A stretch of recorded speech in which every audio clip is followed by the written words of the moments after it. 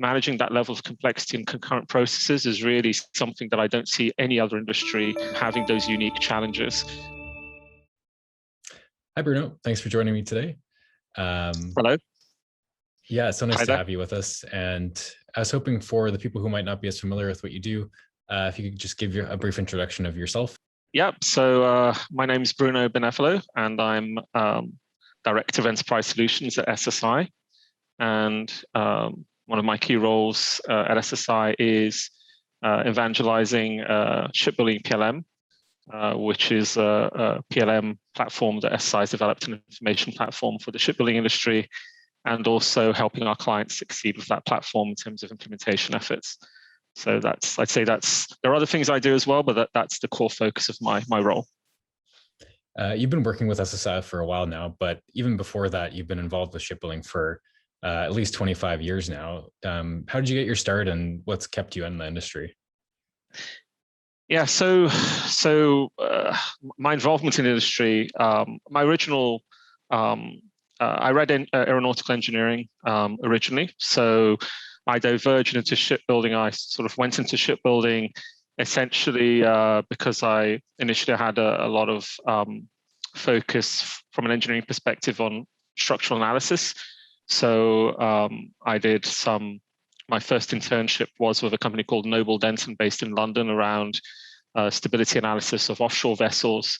And then in terms of personal trajectory, I then, although I was educated in the UK and raised in the UK, I ended up moving into Brazil, where I took advantage of the boom that there was in the offshore shipbuilding sector there. And then from structural engineering around offshore platforms, I got increasingly involved also on the shipbuilding side of things. So, and that eventually led to actually working with SSI before I actually joined SSI, working on some key shipbuilding projects based in Brazil. And that was several years back. In my family, there is a history of shipbuilding. My father was in the shipbuilding industry for 45 years. So as a young boy, there are pictures of me in a shipyard playing amongst the assembly structures. So it's always been something that I've had a significant passion for. And SSI is a company that has always inspired me in terms of the innovation that they bring to the shipbuilding industry. And so I'm really excited to be involved in this new era, which is the PLM aspect of it as well. Is there something about the industry that still excites you and still kind of, keeps you in it? Something unique, maybe? Yeah, I think it's an industry. People who are outside of the industry don't realize how complex shipbuilding processes are, and it's an industry which is, because it's not fully automated and has full use of automation in all manufacturing processes. People outside of the industry tend to think of it as being behind other industries such as aerospace, but as soon as you enter the industry and you see the complexity that involves having ships being built before engineering designs have been concluded, that managing that level of complexity and concurrent processes is really something that I don't see any other industry having those unique challenges. So because I'm an engineer, I'm a problem solver, and I like to solve difficult problems. So shipbuilding still has a lot of difficult problems to solve, and that's certainly something that keeps me interested in the industry. So you mentioned that shipbuilding is kind of seen as old school by a lot of people and maybe not as innovative, but there have been a lot of shifts in the past 10, 20, even 30 years. More of these innovations are being implemented and used along the shipyard. But what, in your opinion, what's been the biggest shift over the past 20 years? Well, the biggest shift, obviously, that the shipyards did. So are you talking from a technological perspective or a general industry perspective? Or I don't know. Let's start with general, just kind of an overall. Well, I mean, shipbuilding is an industry that has always followed cycles, right? In terms of there being increased demand and then reduction in demand. So shipbuilding industry has gone through cycles where sudden key sectors, for example, the offshore sector did drive a lot of shipbuilding demand for vessels such as FPSOs, and semi-sub. So that wasn't pure shipbuilding, but it was an area that, shall we say, had some correlation with shipbuilding, and a lot of people were working, perhaps not so much in the US, but certainly in other places around the world. You saw a lot of shipyards, seeing a lot of value going to that area, because essentially something like a drill ship is a much more high value product in terms of delivery. And now what we see is the defense industry increasingly becoming a key demand. It's always been there, and it's always provided a stable demand in terms of shipbuilding opportunities. But obviously, and it's just the nature of how complex the world has become from a geopolitical perspective. You see a lot of investment in the defense sector now. So I'd say that's probably an area that's generating a lot of significant demand. But then you look at things such as the demand that's going to be coming up in terms of ships having compliance in terms of pollution and having to change and be more eco-friendly. That's going to drive the industry in as well in terms of demand. Offshore wind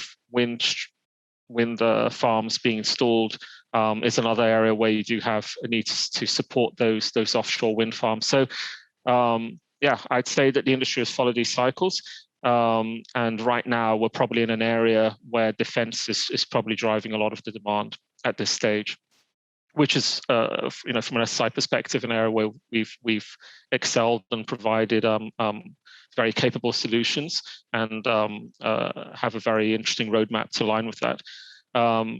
So I'd say I didn't really answer your question.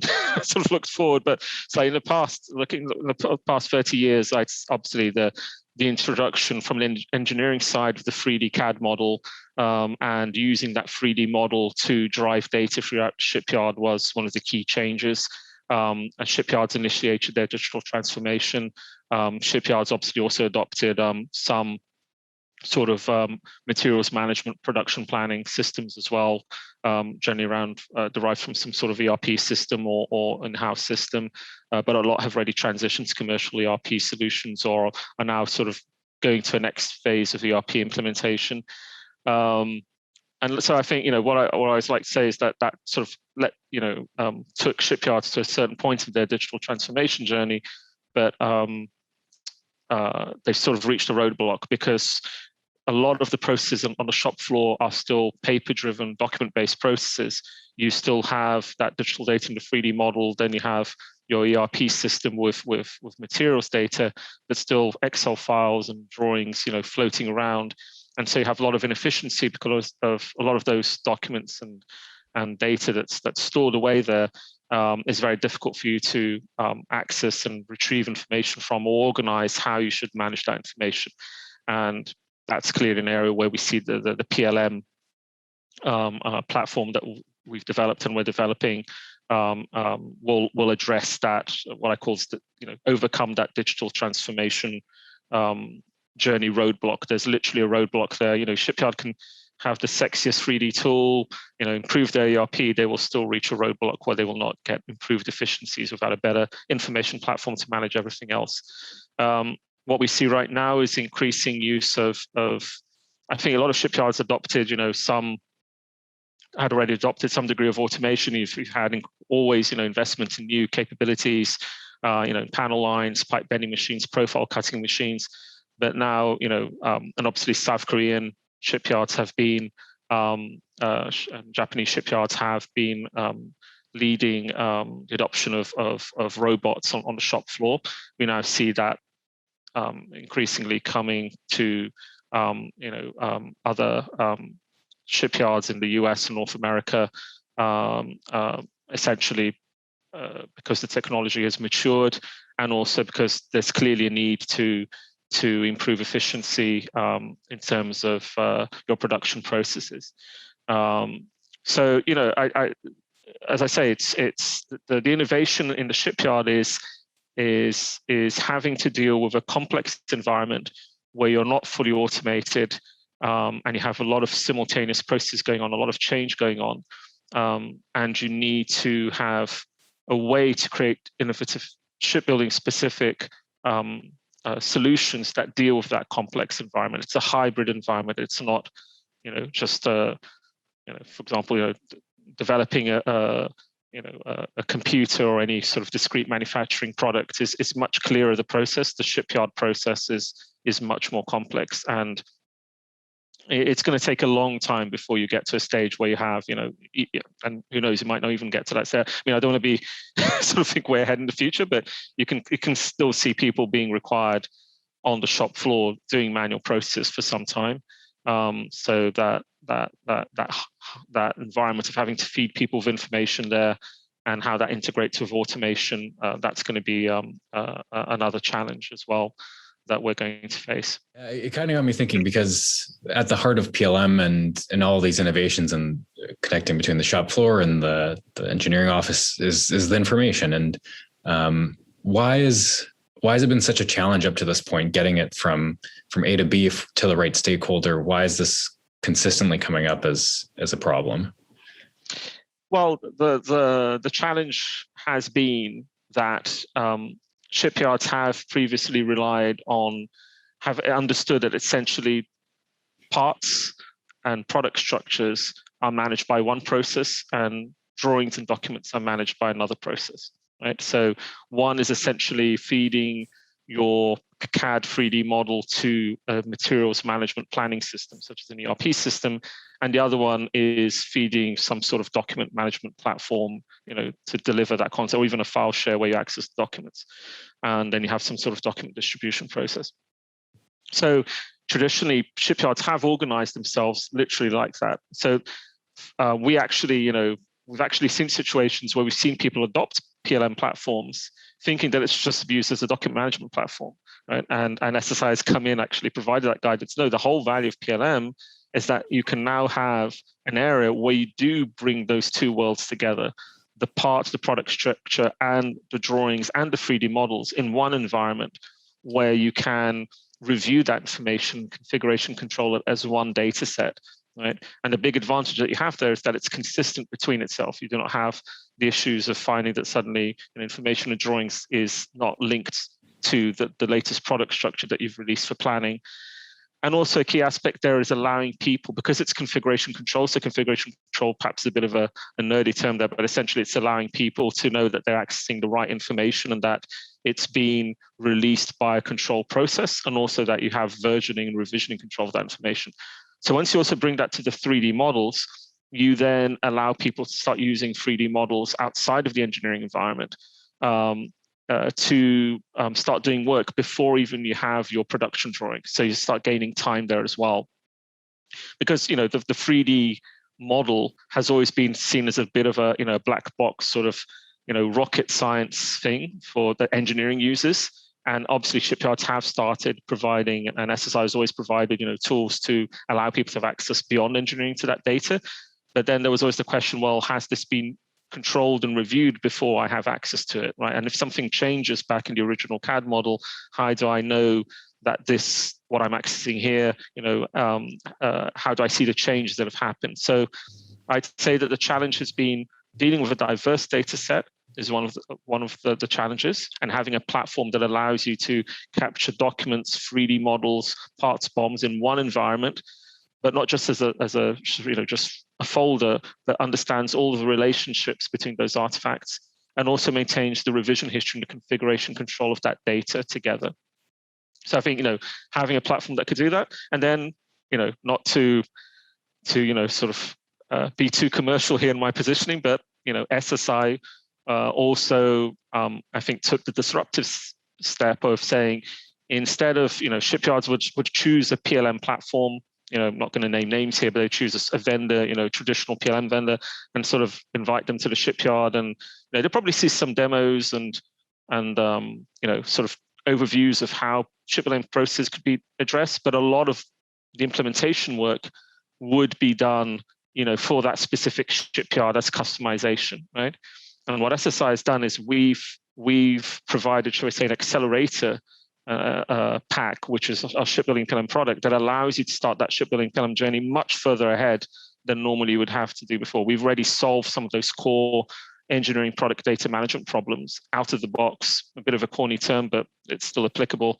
and so you already start here rather than sort of having a whiteboard and discussing processes or how am I going to manage my parts, my drawings. We already provide a solution further down that PLM journey. So that then becomes a springboard for a shipyard to achieve, a success with more confidence, because they've already seen that return on investment with that initial first step. So I think SSI, what's exciting about SSI is doing is exactly providing that core set of capabilities in shipbuilding PLM that allow you to springboard to further processes downstream within the shipyard. So if that's today, then what are you working on towards for the next year or maybe 2 years? What's the next step for the PLM? Yeah, so obviously the PLM, if we look at the actual, the 3 letters, it's product life cycle management. So when we look at the life cycle as a whole, we have that core set of capabilities, but we're expanding essentially to address more of the life cycle. So we right now sort of have a very competent and best in class, I would say, integration with a CAD/CAM tool, which is our own ShipConstructor tool. So that's been our core focus initially. But we've and also, should we say, the data that comes in from ShipConstructor and how it can be used by planning and downstream. But obviously there's also the need to deal with engineering data in earlier phases of the life cycle, and we already have conceptually data models as to how that could be done. So that's something that we already have, not as core product, but something that we can address from an implementation perspective. But when we look further on down the road, if you think about the vessel handover process, commissioning, testing, and even then looking at the digital twin, which is that digital representation of the vessel, and having at the end, the vessel handover process, having tracked all of that information throughout the life cycle, having what people call the digital thread, which is you see how from a requirement to design validation to systems testing and test plans and sea trials, how all of that has been worked and validated together. That is our one of our future objectives. And then we definitely see this need for the digital twin being a key requirement, being driven, should I say, from the own operators. So right now, the industry sort of has there's a chasm there where you develop all that rich information, and then you essentially hand over 2D drawings, and obviously that's an industry perspective. Shipyards need to be rewarded to hand over more data, so that's something that needs to be worked out in terms of that relationship between the client and the shipyard. But we certainly see with autonomous vessels, or autonomous vessels are going to require increasingly more precise configuration control of knowing exactly what's in that vessel. So you have the certainty of that configuration as it's also integrated with systems and software to drive it. So we see that will be another increasing demand. But there's so many. I mean, there are a lot of opportunity. But what we see is that right now the industry needs to really adopt a pragmatic approach of solve some of the key industry challenges that have been there for a long time already. As I said, the configuration control of this diverse data set is just something that you often find in shipyards. So getting that core foundation in place is fundamental. But obviously SSI does have a vision as to how from that foundation we can expand to address both current and future industry challenges as well. Just to finish off here, I know we're kind of running out of time. I wanted to get your perspective on beyond the PLM and thinking a bit more kind of bigger picture. What's the missing piece in shipyards' information strategies today? Well, there's another area. I should say, as you start getting these fundamental platforms in place, right? Your design CAD system, your PLM system, and your ERP system. There clearly is an opportunity there once you've got all of that data flowing correctly and you can rely on that data, for you to leverage that data more effectively from data-driven decision processes, making business decisions effectively with analytical data. So certainly, I think it's going to be inevitable that increasing use of analytics, spanning sort of PLM, ERP, and allowing shipyards to identify, where are the effectively the choke points in terms of the processes.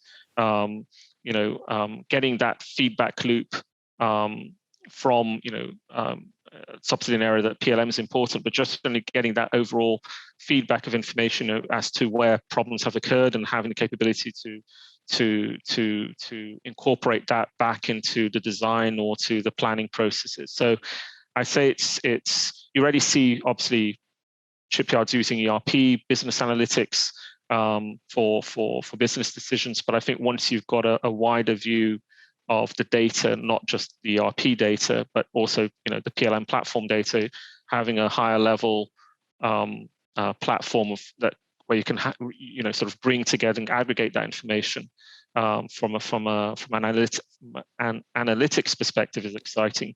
Another key area as well is I'd say, and we have SSI has partners working on this, is knowledge management and delivering knowledge to end users to do their work, right? So shipbuilding industry, because it's cyclical, has always faced this challenge of typically have shipyards have an older generation that knows how to build ships, but doesn't know how to use the new tools, right? And then you have a younger generation that, has been brought up, right now, like look at my kids, they're all completely familiar with a 3D environment and Fortnite, whatever. So for them, 3D visualization is something, completely natural to them, right? And it's something that for some time, if you look at someone who's in their 20s and 30s, they're already familiar with visualizing information 3D and actually have challenges in understanding 2D information. So, but to go back to the knowledge management aspect, delivering knowledge and providing guidance as to how work should be done at all phases of the shipbuilding life cycle, sort of on-demand delivery, I think that's going to be exciting. And obviously, they're going to be digital delivery devices, hardware devices that are currently developed by are still under development right now, that are going to offer opportunity increasingly to access that digital information on the shop floor, right? So with less demand for you to use still paper-based information and drawing information. So that's something that's already happening, but increasingly there are going to be more opportunities for that.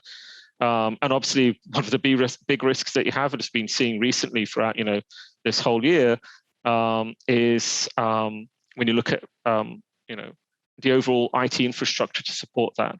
So you definitely see that collaboration is increasingly going to be important. So shipyards will be probably looking to and already making investments in cloud infrastructure. But then you have a wider question, which is the whole security aspect, right? So commercially sensitive information, obviously in defense contracts, that's security sensitive information, but just generally commercially sensitive information, making sure you've got that all locked down in your new digital platform. That's going to become increasingly important as well. So a lot of opportunities, but obviously a lot of challenges to make sure that everything's working effectively together for the shipyard. And because SSI is very much a client-focused company, I feel SSI is very well positioned to provide that guidance to shipyards as they move forward with their digital transformation journey. Yeah, it seems like kind of everything you've been talking about today is about this bringing together of something, of generations in a way, of information, of managing it cohesively. And yeah, thank you so much for joining me today. I really learned a lot. This made my day. Okay, well, thank you. It was great talking to you as well. Yeah, thanks so much. All right. Okay, bye-bye.